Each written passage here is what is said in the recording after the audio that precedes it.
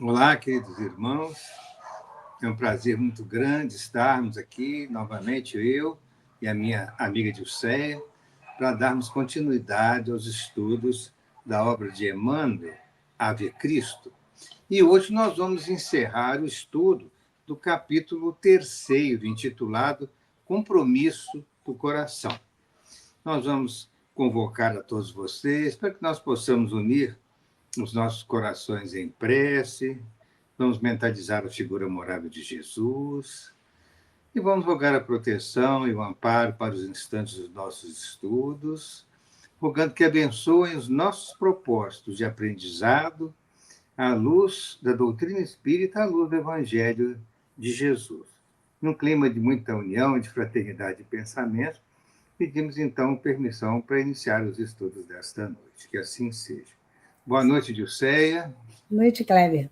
Tudo bem? Muito bom. Então, é bom estarmos juntos para terminarmos hoje, né, o estudo do capítulo 3º, novamente informar para vocês, compromisso do coração. Na aula passada, até quando a Dilceia terminou as explicações da aula passada, é um relato muito triste, né, em que o nosso querido Apio Corvino, grande pregador cristão, fora assassinada naquela galera romana, foi assassinado naquela galera romana no lugar de Varro. E Varro teria que morrer, mas ele foi salvo, né, exatamente pelo carrasco que levou à morte a Apio Corvino.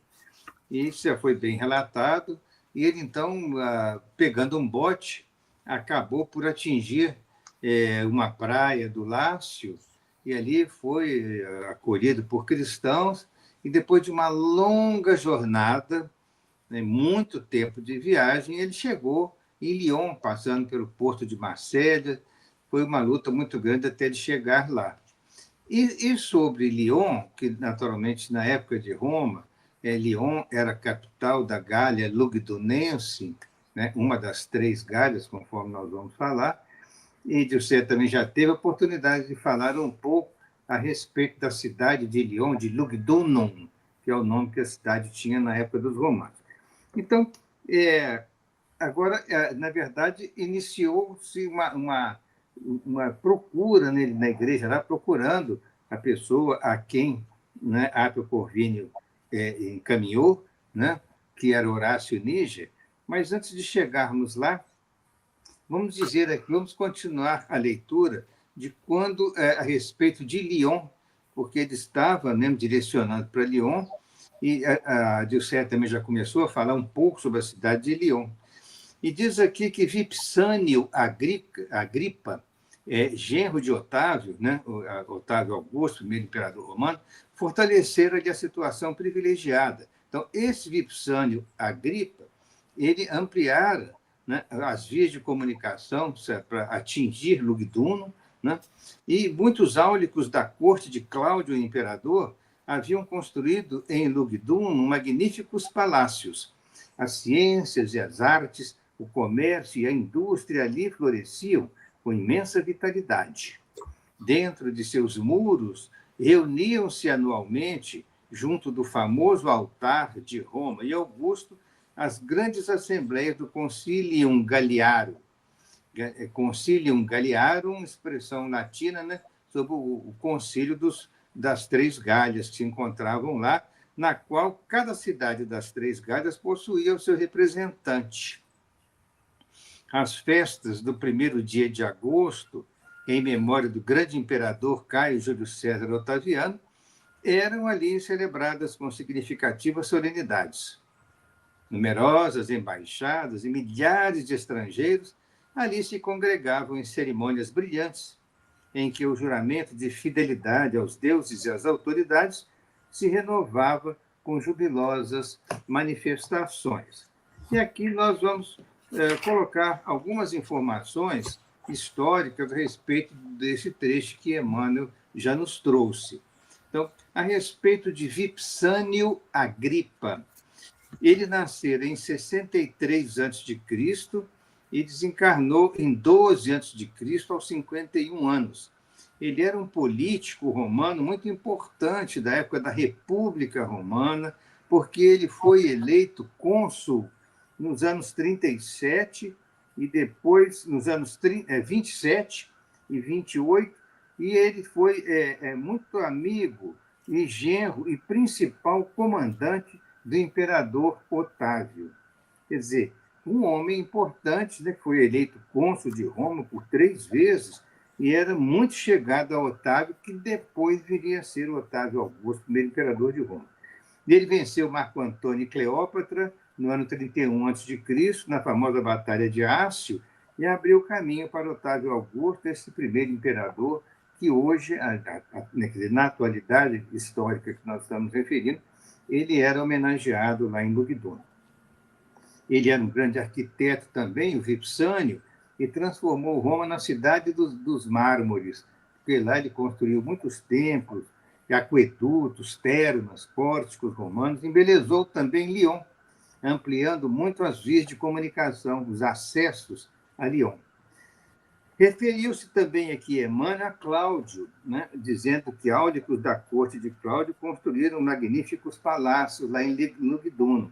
E o Cláudio, como quarto imperador, lembremos-nos que o primeiro, Otaviano Augusto, Otávio Augusto, né, depois de Augusto sucedeu Tibério César, que na época de Jesus era o imperador. Né?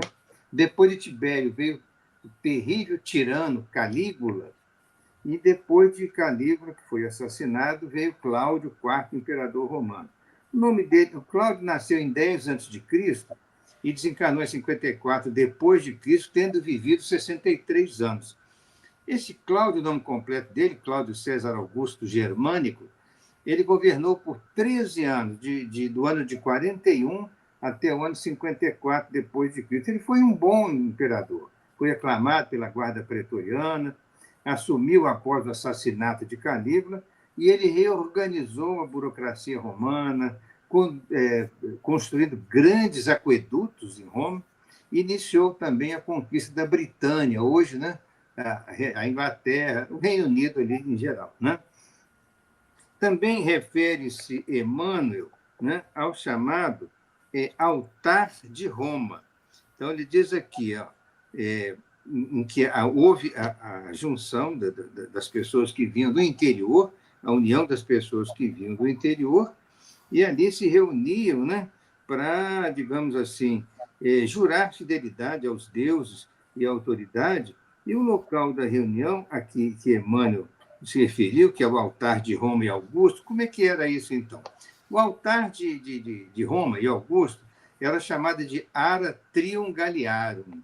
Era um santuário romano muito amplo, muito bonito, construído por volta do ano 12 a.C., em Lugdunum, e era o principal centro do culto imperial para as 3 províncias da Gália, porque uma vez por ano, né, era o chamado Concilium Galiarum, 60 tribos gaulesas reuniam-se anualmente em 1º de agosto para adoração a Roma e ao imperador.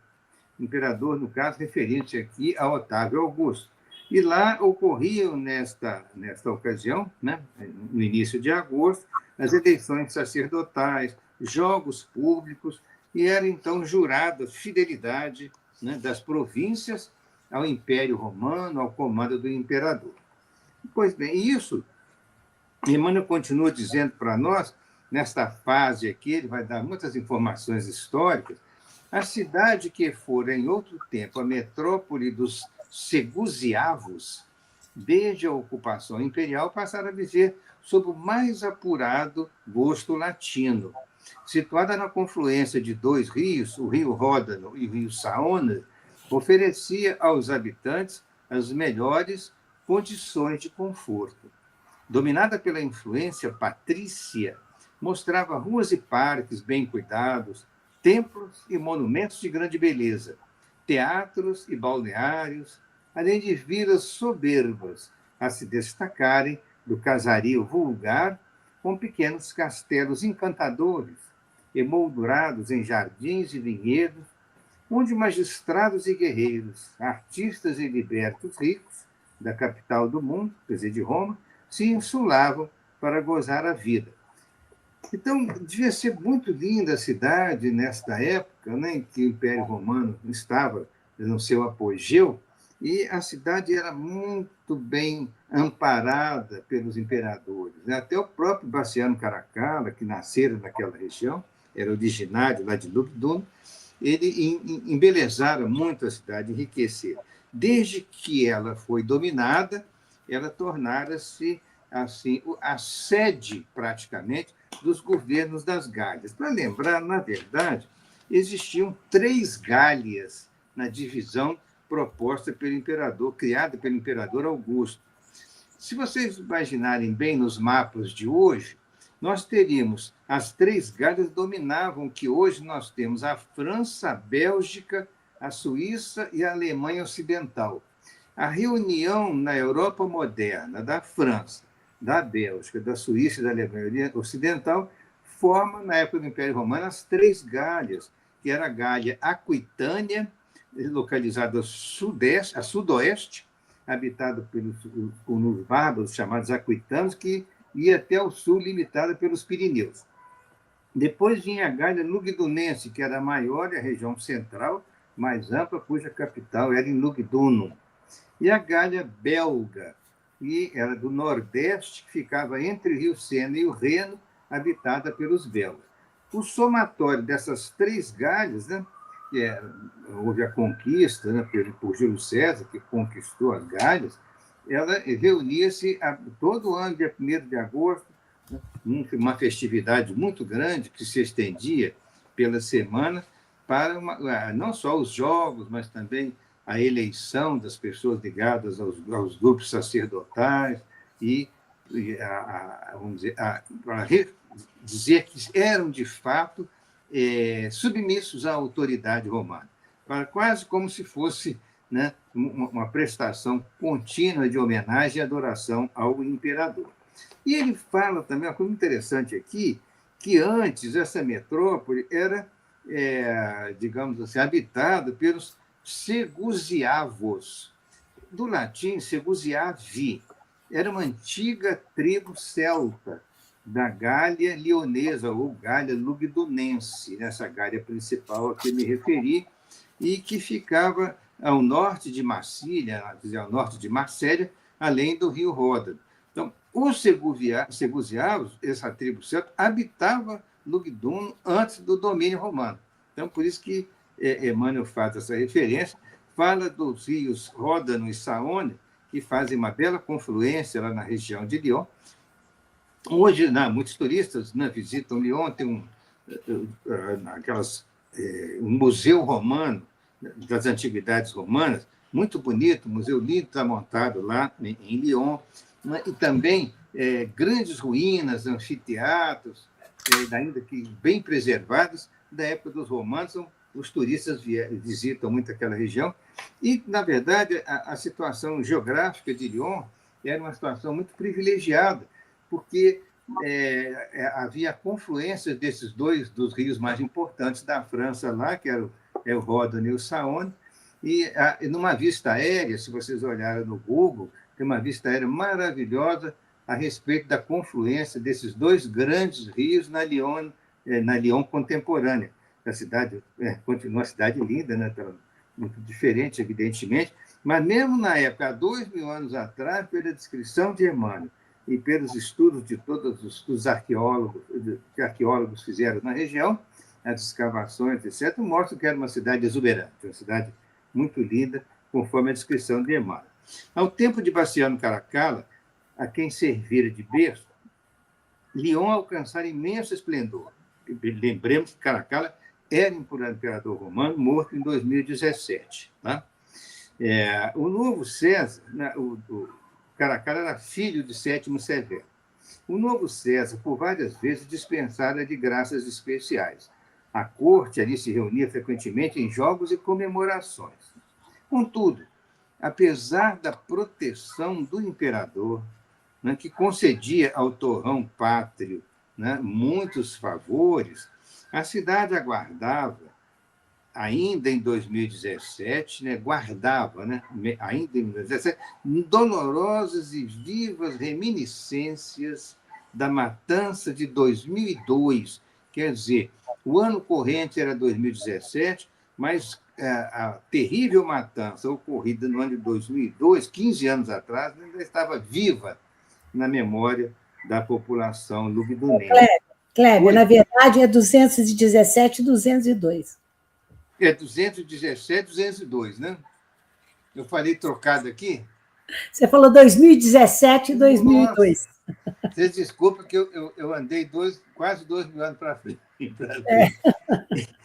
Então, olha, repetindo, obrigado, José. O ano 2017 era o ano corrente, naquela época, o ano 217. 217, o ano 217, né, da era cristã, 217, era o ano corrente a que nós estamos referindo, relatando aqui essa época de Lugdunum.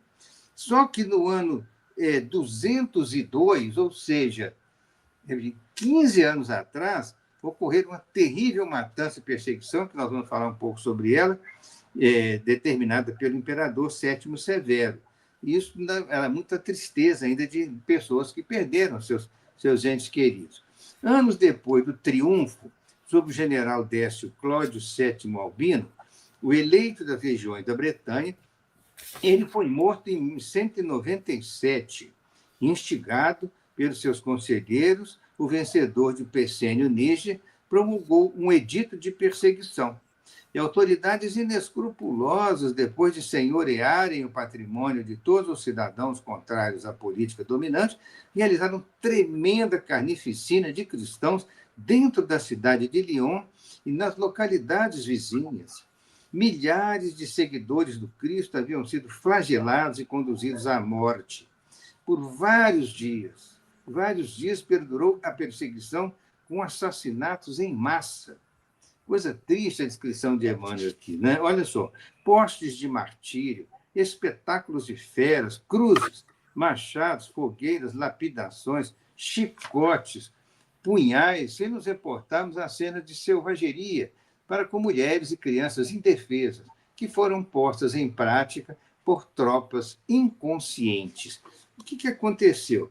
Nessa época a que nos referimos, né, o imperador Sétimo Severo, ele venceu esse grande general Décio Cláudio VII Albino. Na verdade, é o seguinte: o Sétimo Severo estava em luta na parte oriental do Império, na região da Palestina, da Síria, estava em luta com as suas legiões naquela região.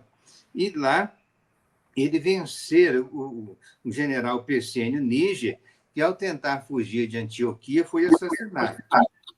Agora, o que acontece aí?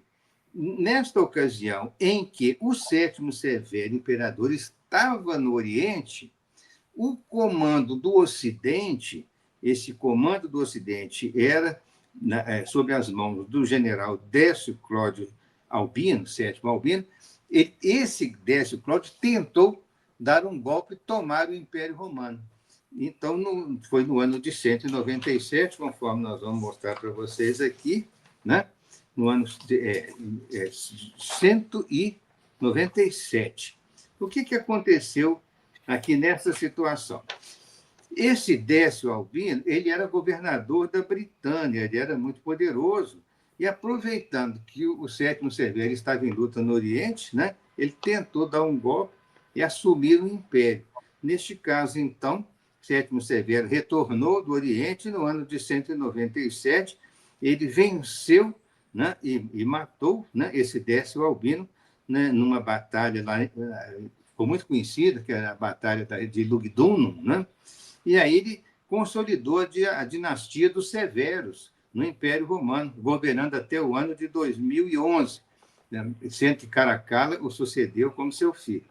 E ele, infelizmente, ele acabou produzindo uma grande perseguição contra os adversários políticos após vencer essa batalha em Lyon.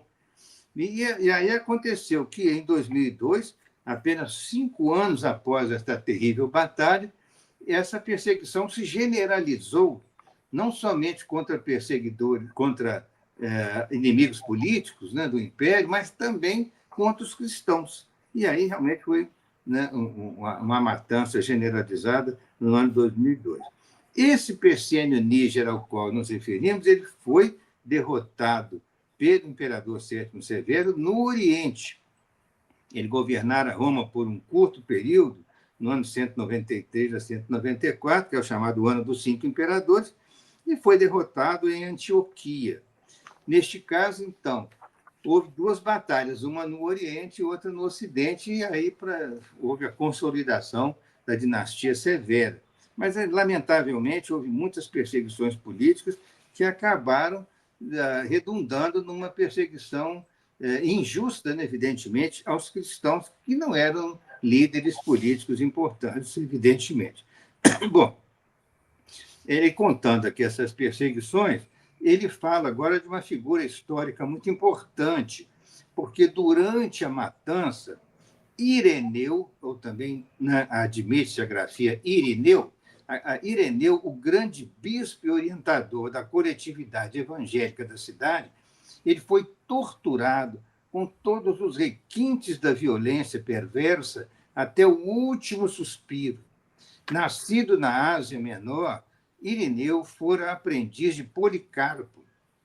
Policarpo era o abnegado e muito venerado sacerdote de Esmirna, que, por sua vez, havia recebido a fé por intermédio do apóstolo João, o evangelista. Então, vejamos que Policarpo era discípulo de João e o bispo Ireneu era discípulo de Policarpo. Falando um pouquinho a coisa sobre eles aqui, né, nós vamos ver que Ireneu foi bispo nascido em 130. O bispo, na época, não tinha conotação hierárquica religiosa depois, quando consolidou a Igreja Católica, não. Ele era um líder religioso importante, mas não era dentro desse espírito, né, da hierarquia católica a posteriori. Né? Pois bem, o Ireneu nasceu em 130 em Esmirna, na Ásia Menor, e foi morto em Lugdunum, nessas tremendas perseguições, no ano de 2002. E ele era uma figura muito importante e foi muito torturado, foi realmente uma tristeza muito grande, né? A violência que fizeram contra ele. E ele foi discípulo do Policarpo de Esmirna. E esse Policarpo de Esmirna nasceu em 69 e desencarnou em 55.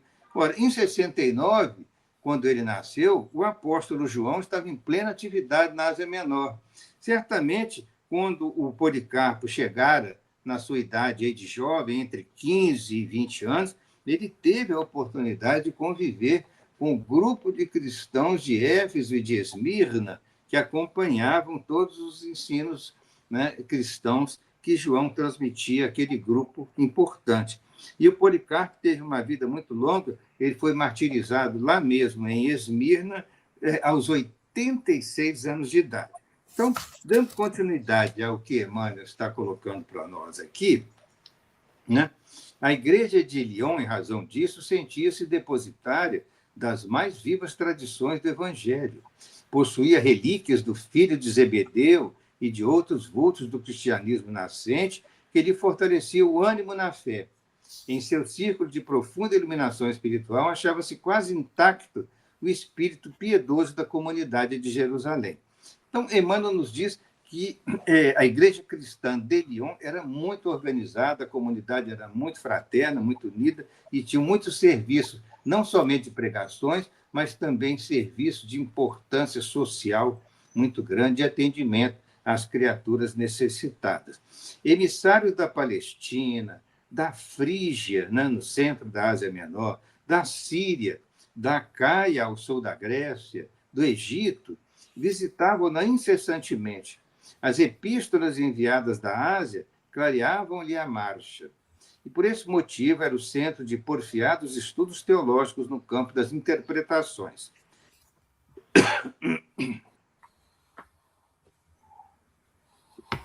Ireneu dedicara-se a minuciosas observações da Escritura. Manejando o grego e o latim com grande mestria, escreveu expressivos trabalhos refutando os adversários da Boa Nova, preservando as tradições apostólicas e orientando os diversos serviços da edificação cristã.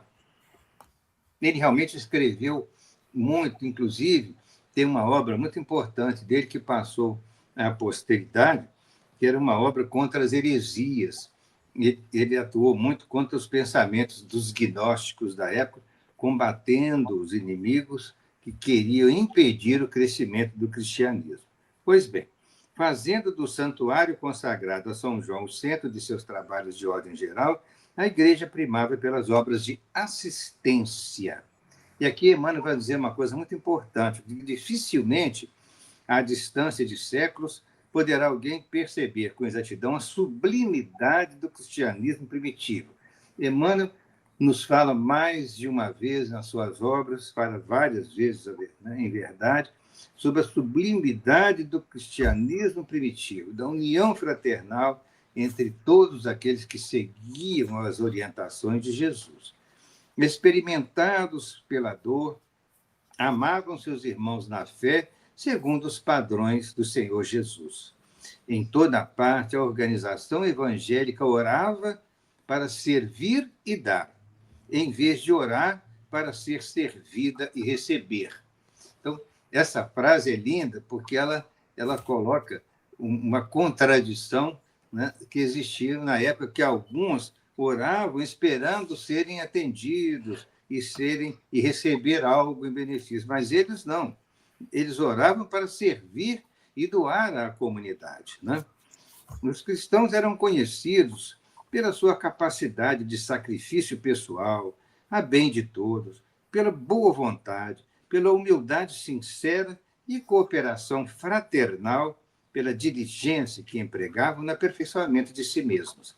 Amavam-se sinceramente, reciprocamente, estendendo os raios de sua abnegação afetiva por todos os núcleos da luta humana, jamais traindo a vocação de ajudar sem recompensa, ainda mesmo diante dos mais renitentes algozes. Então, toda prestação de serviço social era inteiramente gratuita, não se exigia absolutamente nenhum pagamento por nada. Era o atendimento cristão puro, sem nenhum desejo de recompensa. Pois bem, ao invés de fomentarem discórdia e revolta entre os companheiros, jungidos à canga da escravidão, honravam no trabalho digno a melhor maneira de amparar-lhes a libertação. Então, um outro trabalho que os cristãos primitivos faziam é que, quando havia possibilidade, eles conseguiam recursos para libertar alguns companheiros que estivessem presos, né, pela escravidão no Império Romano. Era possível obter carta de alforria em certas situações, né? Então, o amparo da libertação daqueles que tinham sido escravos também era um serviço realizado por eles. Sabiam apagar os pruridos do egoísmo para abrigarem sob o próprio teto os remanescentes das perseguições. E, inflamados de fé na imortalidade da alma, não receavam a morte. Os companheiros martirizados partiam como soldados de Jesus, cujas famílias na retaguarda lhes cabia proteger e ajudar, e educar. Assim é que a comunidade de Lyon guardava sob a sua custódia de amor centenas de velhos enfermos, mutilados, mulheres, jovens e crianças. A igreja de São João era, pois, acima de tudo, uma escola de fé, de solidariedade, irradiando-se em variados serviços assistenciais. O culto reuniu os adeptos para a prece em comum e para a extensão das práticas apostólicas, mas os lares de fraternidade multiplicavam-se como impositivo da obra espiritual em construção, ou seja, o serviço de fraternal amparo à comunidade crescia sempre. Então, a Dilcé agora dará continuidade a este relato, então. Emmanuel vai continuar nos dizendo que muitas organizações domésticas tomavam a si a guarda de órfãos e o cuidado para com os doentes. Todavia, ainda assim, o número de necessitados era invariavelmente muito grande. Aí nós nos lembramos da passagem de Lucas, capítulo 10, versículo 2. A messe é grande, mas os trabalhadores são poucos, mostrando que há muito trabalho bom a ser feito no mundo, como havia naquela época, ainda há hoje, mas poucas pessoas dispostas a ajudar, né? Então, o convite é isso, trabalhar no bem. Então, além de algumas organizações oficiais, tinham as casas de proteção. a esses desvalidos da sorte de todo tipo. Então, a cidade fora sempre um ponto de convergência para os estrangeiros. Nós não podemos esquecer disso. Lyon era assim, um quarteirão do mundo, era um encontro onde tudo se dava, cidade importantíssima. Ainda é a segunda cidade, a segunda, terceira cidade, né? Alguns falam que a segunda é Marseille, mais importante da França até hoje. Ela foi, então, sempre um ponto de convergência para os estrangeiros que batiam ali. Perseguidos de vários lugares, batiam as portas da igreja, implorando socorro e asilo. Então, eles eram muito procurados, precisavam de muita gente para ajudar nessa assistência. Lyon, que era Lugdunum na época, a gente lembra, ela foi a capital daquelas 3 províncias de que o Cleber falou, nas 3 províncias da Gália.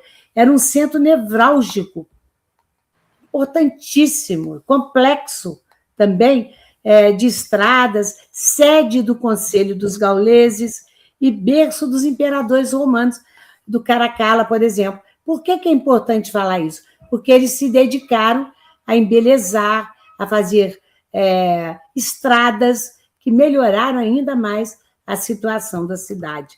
Era um dos pilares do mundo antigo, Lyon. Era uma capital política e administrativa, como nós falamos, das 3 Gálias, um ponto geográfico importante, estratégico, pela confluência do Ródano com o Saône, e por isso era um ponto de partida para inúmeras galeras, inúmeras embarcações romanas em todas as regiões do Mediterrâneo e para ali. Além do que nós já citamos, do Caracalla, Cláudio também nasceu ali em Lyon. Como expansão do cristianismo, nunca podemos esquecer da importância de Lyon. Eu gosto de frisar isso porque é um dos pontos importantes do nosso livro, Ave Cristo. Começou lá com Apio Corvino, quando ele saiu da cidade para ir para Roma, e depois ele ia até mesmo a Cartago, não chegou a esse local, mas fazendo, sobretudo, não só pregando, mas conseguindo algum valor para dar uma assistência às crianças e necessitadas, né?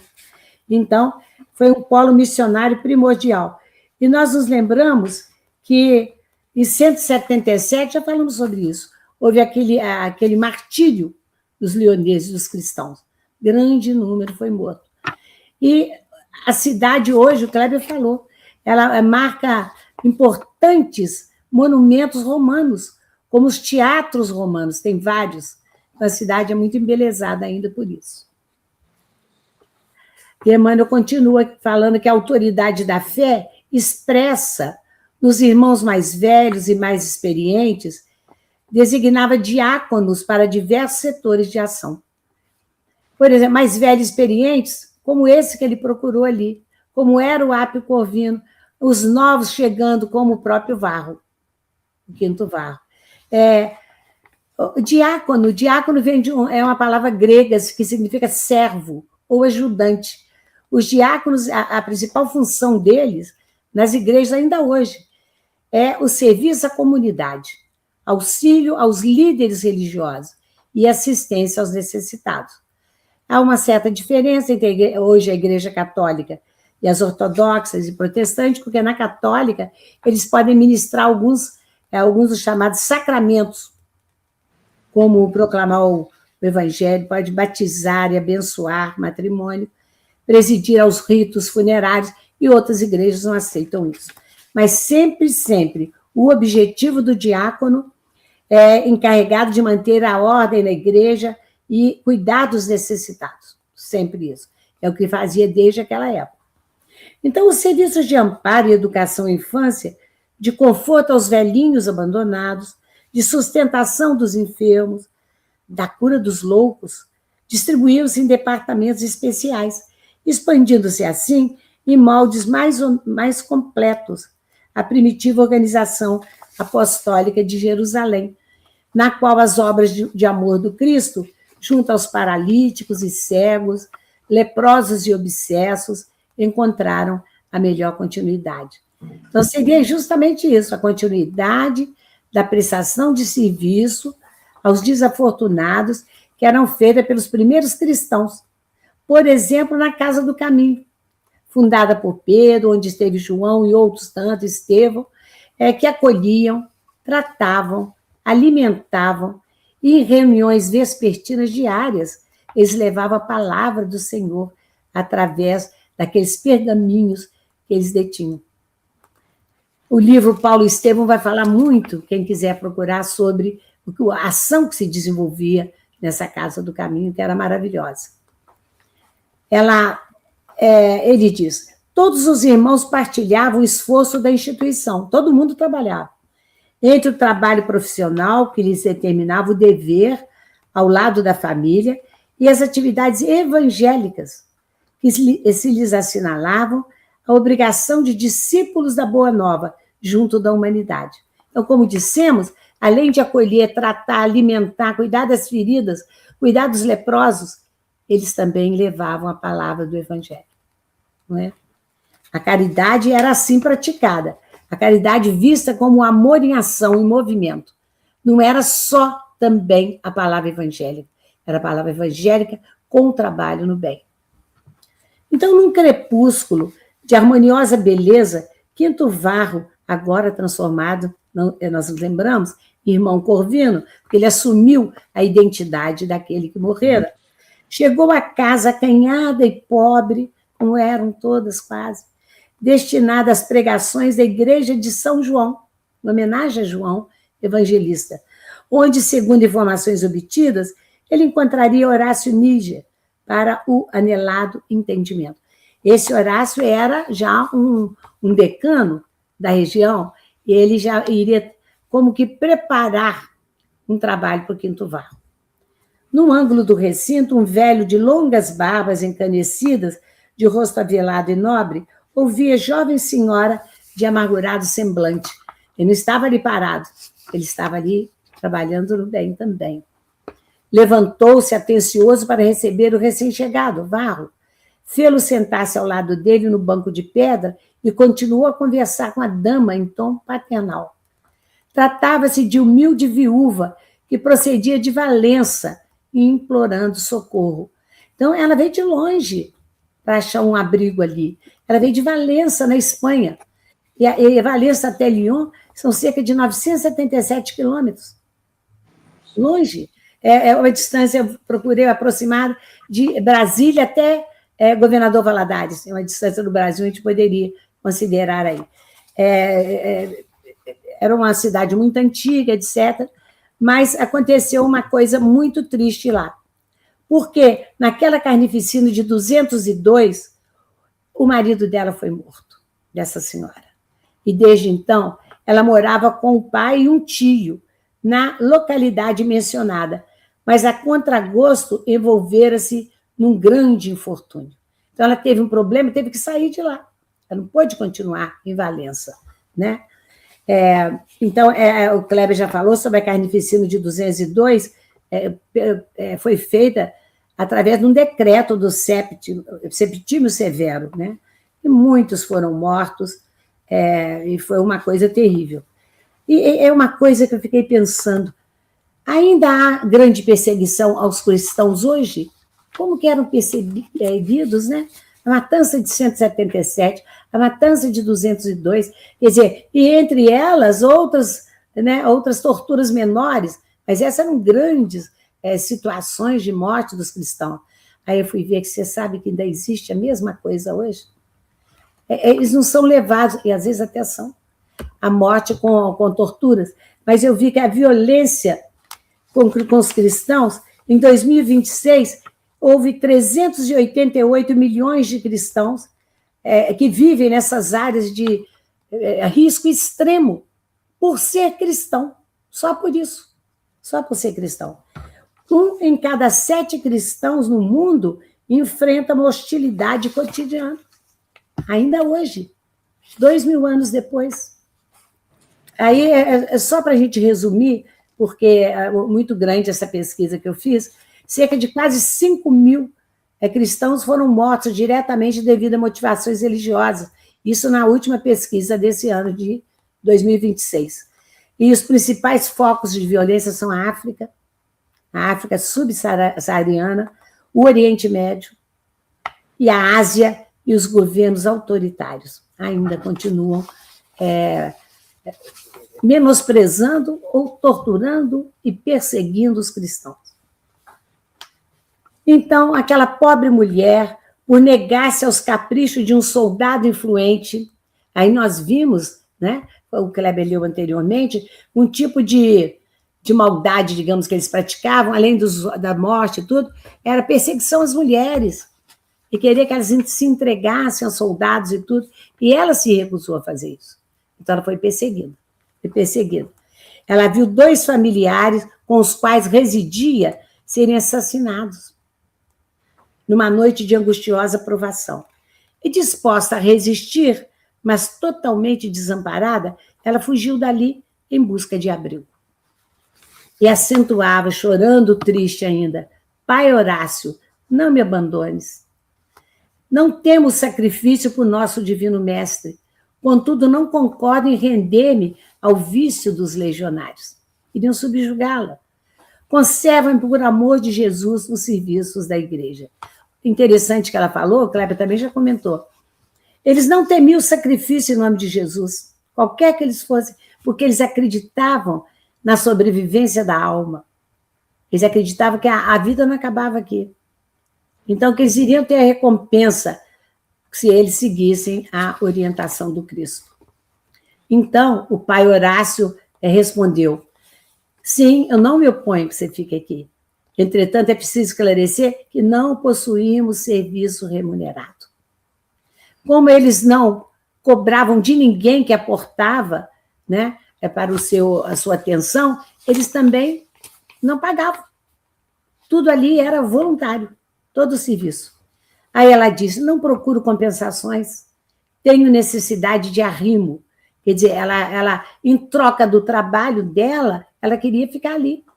Ela prestava o serviço e deixaria ela se acomodar naquele lugar. Aí falou: então, explicou o interlocutor, já satisfeito, cooperarás no galpão dos velhos enfermos. Realmente perdeste o pai e o tio.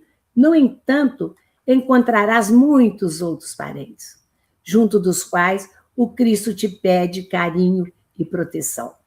A humilde senhora sorriu tranquila e retirou-se. Olha só, ele não só acolheu, mas olha a assistência espiritual que ele deu a ela, o consolo, falando: você perdeu o que tinha, perdeu o marido, depois o tio, não é? Mas aqui, o pai, o tio, mas aqui você encontrará outra família. Outra família. Ele estava falando: todos somos irmãos em Cristo, filhos do mesmo pai, não é? Pertencemos à grande família universal. E nós temos necessidade de cuidarmos uns dos outros, todos nós. Então, chegou a vez de o peregrino Romano Varro entrar em contato com o ancião Horácio. Ele acabou de atender a moça, deu a ela o destino ali dentro da organização e agora foi conversar.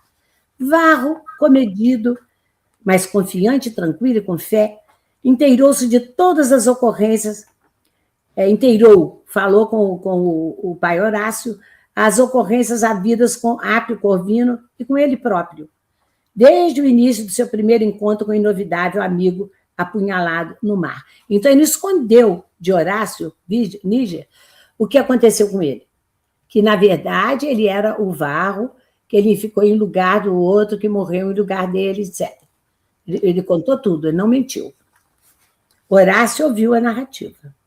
Ele, sereno e cortês, sem qualquer alarme, sem qualquer julgamento, diante do noticiário constrangedor, porque ele era muito amigo do Apio Corvino, que trabalhava com ele ali. Ele parecia calejado por dores ainda maiores. Mesmo assim, quando o rapaz terminou a confissão, ele falou sobre o amigo morto comovidamente. Grande Corvino, seja ele feliz entre os servidores glorificados. Foi fiel até o fim. Olha que uma homenagem, né, a um grande amigo que se foi. E, enxugando os olhos úmidos, acrescentou: estará conosco em espírito. A morte não nos separa uns dos outros na obra do Senhor. Em seguida, reportou-se ao companheiro desaparecido com imensa ternura. Eram grandes amigos e grandes trabalhadores na seara do Cristo. Apio Corvino, ele explica, tomara a si o encargo de prover as necessidades das crianças mantidas pela igreja. Para esse fim, trabalhava em agricultura e jardinagem, além de viajar frequentemente angariando recursos. Por isso ele estava em Roma, angariando recursos. Vocês se lembram que ele deu uma bolsinha com parcos recursos, na verdade, ao Varro, e falou, entrega ao Horácio, lá em Lyon, que é para o cuidado com as crianças. Depois de 177, ele, lembra aquela matança do martírio, né? Ele estivera longo tempo no Egito, ele conseguiu sair dali e foi para o Egito, onde adquirira valiosas experiências. Muito contato, então, com a Boa Nova. E os meninos adoravam ele, o Apio Corvino. A senectude não lhe subtraíra o entusiasmo pelo trabalho. Então, ele continuava entusiasmado naquele trabalho do bem. E isso é muito importante. Ele não julgava aquilo uma obrigação. Ele tinha um carinho imenso pelas crianças e elas por ele também. Ele cultivava o solo com um alegre bando de rapazes aos quais ministrava preciosos conhecimentos. Não só, pelo que a gente nota aqui da personalidade do Apio, não só conhecimentos relativos à agricultura, mas também conhecimentos espirituais, de que ele era portador. Assinalou preocupado a falta que a presença dele lhes faria. Falou, ele vai fazer muita falta aqui. Mas ante o oferecimento de Varro para substituí-lo, quando lhe fosse possível, Horácio alegrou-se intensamente e acentuou. Então, era uma turma jovem chegando. É isso que mantinha aquela atenção àquelas pessoas necessitadas. Eles iam formando outras turmas.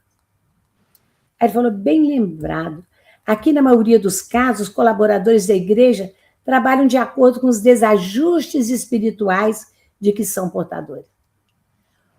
Quem mais se beneficiava daquele trabalho era quem trabalhava.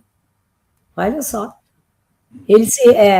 Os desajustes espirituais de cada um, eles eram combatidos com o trabalho que eles executavam ali. Vamos ver o que vai acontecer. As perseguições constantemente alimentadas provocam entre nós diversos tipos de luta e sofrimento. Sei que trazes o coração paterno mortificado de saudades. Trabalharás pelas crianças.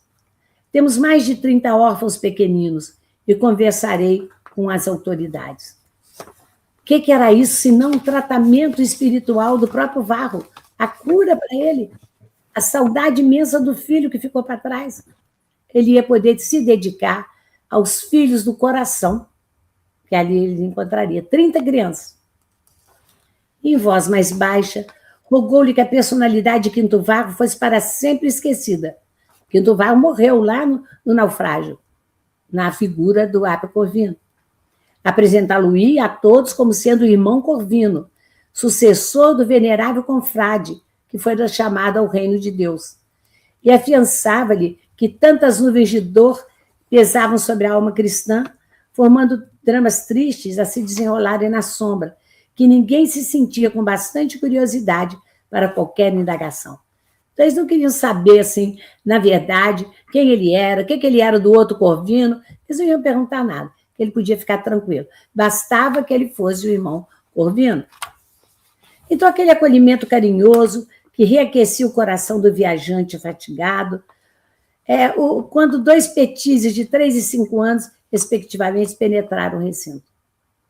O maior deles dirigiu-se ao ancião com os olhos interrogadores e perguntou, pai Horácio, como é que ele era conhecido ali, é verdade que o vovô Corvino já veio?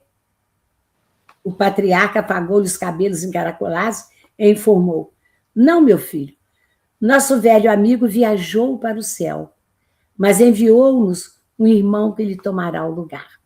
Olha que delicadeza, até consolar as crianças, né? Que gostavam tanto do outro. Ergueu-se, abraçou as crianças e, sentando-as nos joelhos do recém-chegado, falou bondoso. Vamos, meus filhos, abrace um companheiro abençoado que chega de longe. Os meninos, com a doçura ingênua da infância, enlaçaram o mensageiro. Aí eu me lembrei daquela linda passagem evangélica, né? Que está lá em Mateus, capítulo 19, e quando ele diz: então Jesus disse, deixai vir as minhas criancinhas, e não as impeçais, porque o reino dos céus pertence aos que lhes são semelhantes a ela. E depois de lhes impor as mãos, partiu dali. Então tinha que manter esse mesmo carinho e a mesma, digamos assim, uma coisa que só apareceu depois de Jesus, dar a mesma importância às crianças, ao cuidado com as crianças, sabendo que ali, naquele ponto, que iria formar a personalidade do adulto, daquele que um dia iria trabalhar ali também, que iria seguir as palavras do Cristo, né? Então, o moço Patrício tomou-os de encontro ao coração e acariciou-os, demoradamente. Contudo, somente o velho Níger conseguiu ver o pranto que lhe corria nos olhos. Quinto Varro havia passado. Os anos rolariam para a frente e o ministério do novo Corvino ia começar. Então, foi-se o homem velho, chegava o homem novo. Com todas as saudades que ele iria tentar suplantar, acolhendo aquelas 30 crianças que esperavam por ele. E assim nós terminamos esse capítulo de hoje. Muito, muito bonito, né, esse final do capítulo, em que o nosso Varro desaparece como personalidade para a comunidade romana e ressurge como Corvino, né, irmão Corvino, né, um trabalhador humilde do cristianismo. E agora o nosso livro vai seguir um caminho diferente, porque vai contar toda a epopeia e a luta, né, do irmão Corvino em benefício da difusão do cristianismo no Império Romano. Nós convidamos a vocês todos para acompanharmos o início da próxima aula, no próximo estudo, do capítulo 4º, que é intitulado Aventura de Mulher, e aí nós veremos os desdobramentos das ações dos cristãos, em especial do nosso novo, né, Quinto Varro, o irmão Corvino. E eu vou pedir de você, agradecendo a atenção de todos vocês, e o carinho, vou pedir de você que possa fazer a prece de encerramento para nós. Então, ao encerrarmos o estudo de hoje, emocionados pelas tristezas que sequer passaram aqui, pelos que se foram, pelo trabalho também a seguir pela frente, com tanto entusiasmo, com tanto carinho, nós agradecemos a Emmanuel, agradecemos ao nosso grande mestre Jesus por ter nos trazido tantas informações, tanto carinho para com essas próprias crianças, e que nós possamos honrar e seguir o preceito da sublimidade do cristianismo primitivo de que Emmanuel nos fala. Ter aquela mesma fé, a mesma esperança, a mesma compreensão de que precisamos trabalhar um para os outros na medida que somos todos irmãos. Assim sendo, nós encerramos o estudo de hoje, pedindo que o grande Mestre Jesus continue conosco hoje e sempre. Que assim seja. Assim seja. Assim seja. Um abraço a todos. Boa noite.